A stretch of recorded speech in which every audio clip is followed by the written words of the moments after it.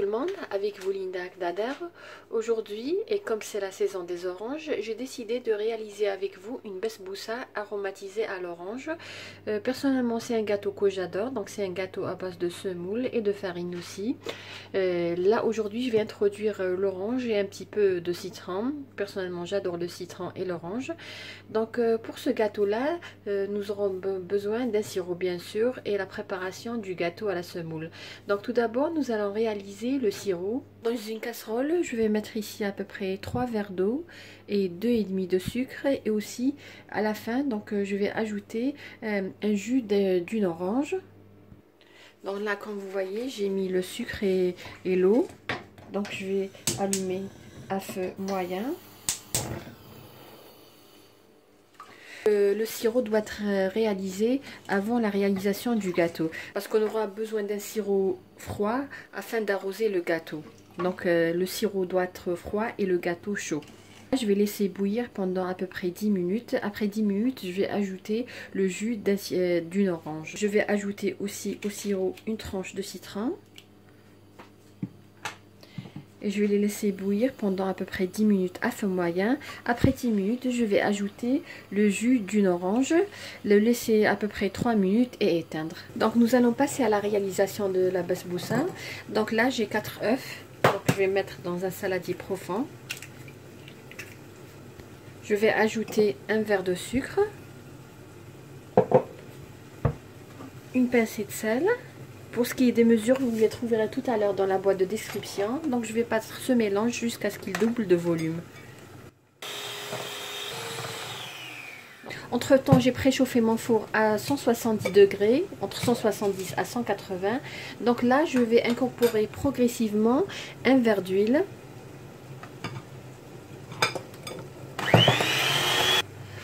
Et là, je vais ajouter un verre de yaourt nature, comme vous voyez, que je vais ajouter progressivement. Là, je vais ajouter un verre de semoule moyenne.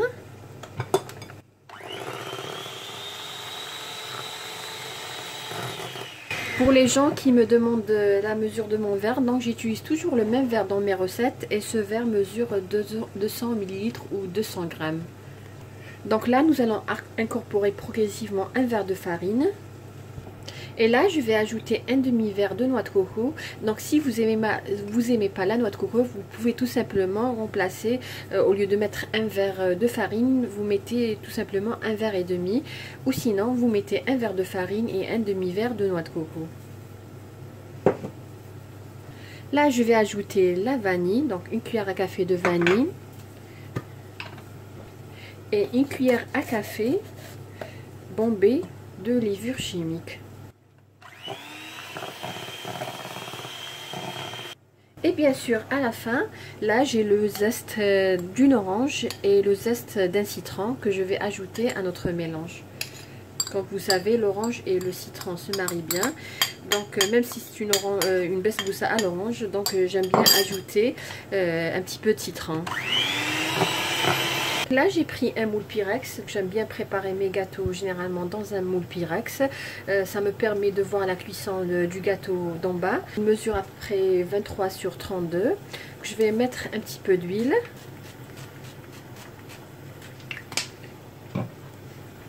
Et je vais verser le contenu dans le plateau.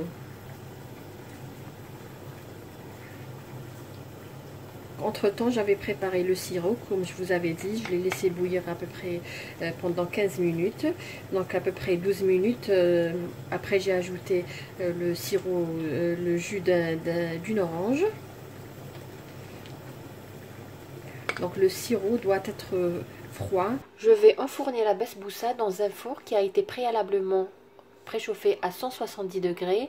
Et cela pendant 40 à 45 minutes jusqu'à ce que vous voyez une belle dorure. Voilà notre besboussa sortie du four. Donc là, je vais l'arroser avec le sirop froid qu'on avait préparé.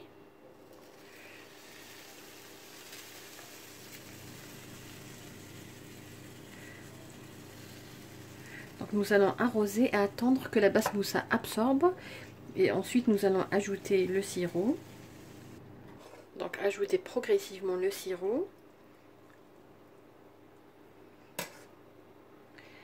Donc si vous aimez ce que je réalise, ce que réalise Soulève aussi, donc n'oubliez pas de vous abonner à notre chaîne et d'activer la cloche afin de recevoir les notifications de nos prochaines vidéos, des vidéos nouvelles, surtout pour le mois sacré du Ramadan.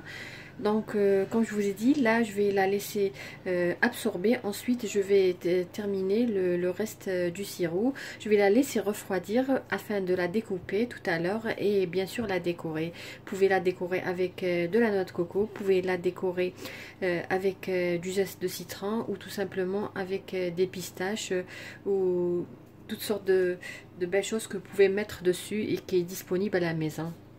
Donc il est préférable de la déguster 3 heures après, donc qu'elle soit complètement refroidie.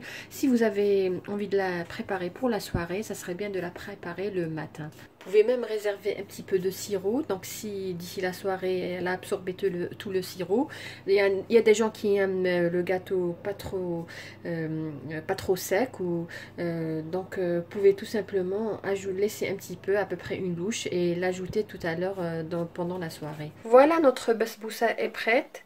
J'ai laissé refroidir à peu près 3 heures et j'ai coupé. Donc nous allons voir un petit morceau. Donc voilà comment elle se présente. Elle est bien imbibée de sirop. Voilà, c'est pour vous montrer la texture à l'intérieur. Bien imbibée. Très très bonne. Idéal lors des soirées ramadanesques. Bien dorée. Moi j'ai décoré avec des pistaches. J'espère que vous avez aimé la recette d'aujourd'hui. Une recette qui m'a été demandée. J'espère que vous allez la réaliser. Comme vous voyez, très facile et surtout très très bonne. Ça va vraiment vous plaire. Sur cette belle basbousa, donc je vous dis merci de m'avoir suivi. Si vous êtes nouvelle, n'oubliez pas de vous abonner à notre chaîne si vous aimez ce qu'on réalise et d'activer bien sûr la cloche. Et si vous êtes déjà abonné, n'oubliez pas de liker ma vidéo, de me laisser un petit commentaire. Et si vous avez des questions, n'hésitez pas, ou des propositions pour des futures recettes, n'hésitez pas à mentionner ça dans les commentaires.